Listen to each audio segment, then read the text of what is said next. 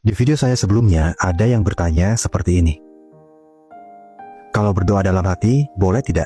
Biasanya memang kita sering bertanya-tanya, apakah Allah tetap mendengar doa dalam hati? Ternyata jawabannya lebih dalam dari apa yang kita kira.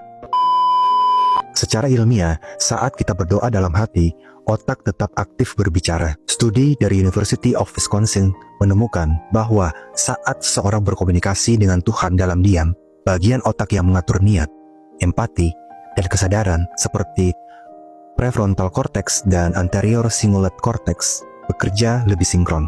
Artinya, otak kita menyala seperti sedang benar-benar berbicara meski tanpa suara.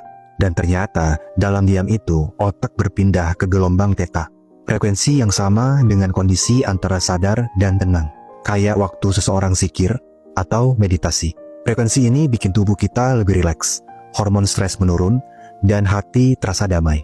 Itulah kenapa kadang kita merasa doa dalam hati itu malah lebih menyentuh, lebih manjur, dan lebih jujur. Dalam Islam, doa dalam hati itu sah, bahkan sangat dicintai Allah. Dalam surat Al-A'raf ayat 55, Allah berfirman, "Berdoalah kepada Tuhanmu dengan rendah hati dan suara yang lembut." Artinya, bukan volume suaramu yang menentukan, tapi getaran keikhlasan dalam niatmu. Bahkan, Rasulullah sering berdoa lirih, hanya di antara bibir dan hati. Karena doa yang paling ikhlas biasanya justru yang tidak terdengar orang lain. Aku mau bagiin tips penting biar doa dalam hati lebih kuat. Yang pertama, fokus pada rasa, bukan kata. Saat berdoa, rasakan makna setiap niat, karena energi rasa menembus batas suara. Yang kedua, visualisasikan hasilnya. Bayangkan, doa itu sudah terkabul. Tubuhmu akan mengirim sinyal positif ke semesta dan memperkuat keyakinan.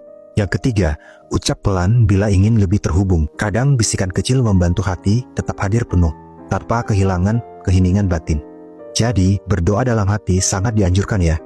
Karena bukan kerasnya suara yang membuat doa sampai, tapi beningnya hati saat kamu memintanya. Allah mendengarkan bahkan bisikan yang tidak pernah terucap. Kalau kamu lebih suka berdoa dalam hati atau sedikit bersuara?